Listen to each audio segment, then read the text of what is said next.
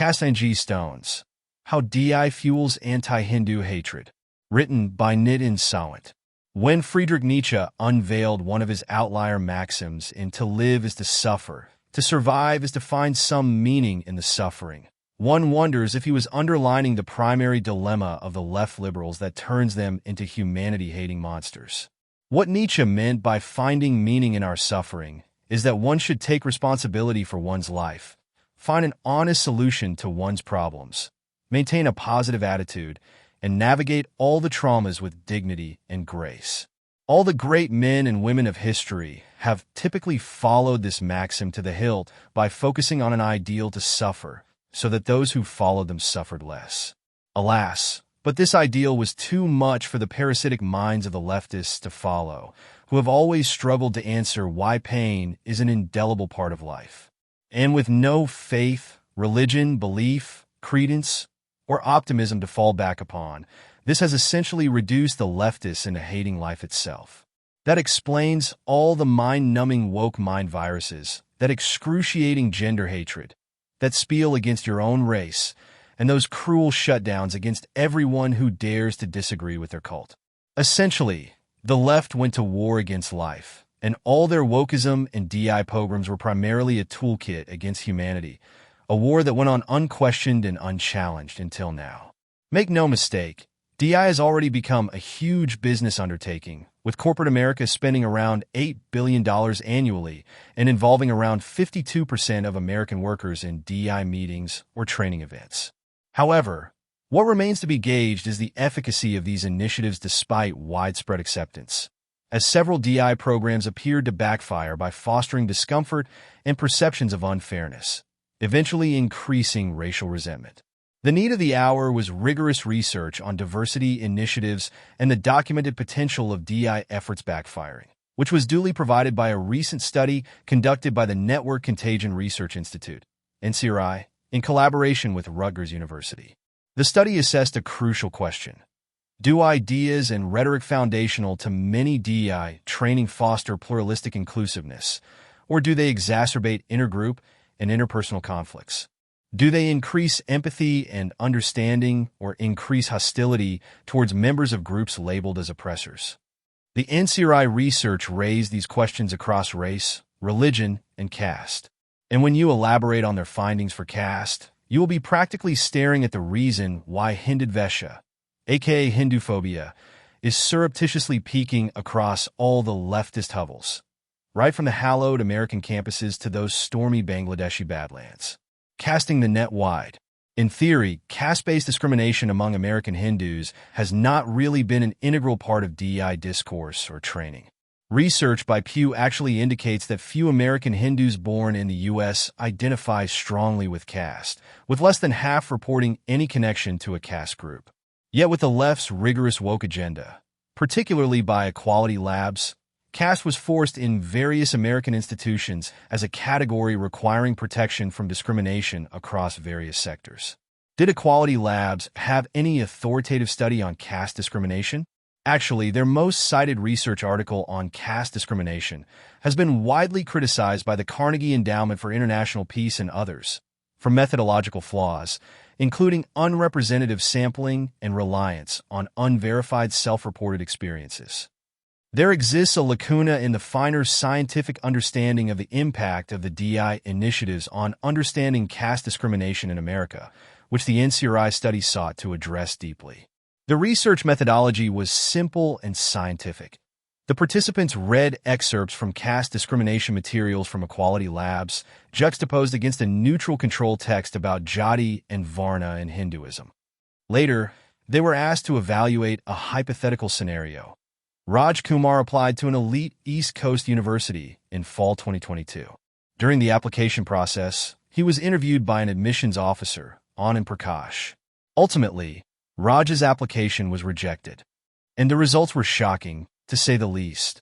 Analysis revealed that exposure to the Equality Labs intervention led to a significantly higher perception of microaggressions, perceived harm, and assumptions of bias during the interview process. Increases of 32.5%, 15.6%, and 11%, respectively, compared to the control condition. However, that is not all. Additional questions sought to assess if reading the caste sensitivity essay from Equality Labs negatively influenced participants' assumptions about Hindus' racist attitudes while increasing participants' willingness to punish the fictional college administrator. You will be shocked to learn how participants who read the Equality Labs essay showed a higher willingness, 19%, to punish the administrator than those in the control group, along with assessing Hindus as more racist, 47.5%.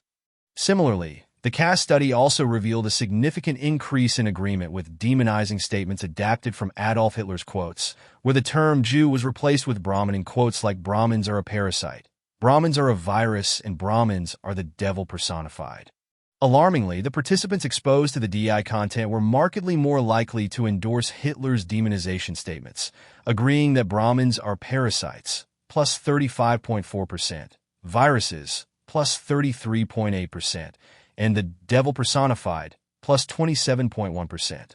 What is painfully evident is that these findings suggest that Equality Labs' dehumanizing rhetoric in the garb of a DEI program not only fails to address the systemic injustice, but actively cultivates divisive and authoritarian mindsets, all the while fostering a false notion that Hindus are inherently racist. A 185-word atomic missile? Before going any further, it is crucial to understand the enormous significance of these research findings by the Network Contagion Research Institute, NCRI, and Rutgers University. The participants were not bombarded by hours upon hours of vicious propaganda, nor were they subjected to intense coaching against Hinduism. All it took was 185 words taken directly from Equality Labs' website for participants to become more likely to dehumanize an entire category of Hindus. That's the equivalent of a few tweets, bemoans Indu Vishwanathan, a research team member conducting this study. You read that right. A mere 185-word malicious fakery could create such measurable hatred. You can only sit back and rue the damaging impact that this has had on the public imagination over decades and centuries. It has created a permission structure that allows entire categories of Hindus to be described as viruses and parasites by actors like Equality Labs who profit from this demonization. Opined Indu Vishwanathan, lamenting how Equality Labs' DEI mishmash is completely incompatible with the benevolent intention of creating healthy, compassionate social environments and intergroup relations. Mind you, the results are consistently disastrous for the DEI brand in race and religion studies too. In one experiment, participants read excerpts from Robin DiAngelo and Ibram X. Kendi compared to a neutral control text about corn production. Afterward, they were asked to evaluate a hypothetical scenario, an applicant being rejected from an elite university. Those exposed to the DEI materials were far more likely to perceive racism in the admissions process despite no evidence to support such a conclusion, mandating stiff punitive measures, such as suspending the admissions officer or pushing for additional DEI training.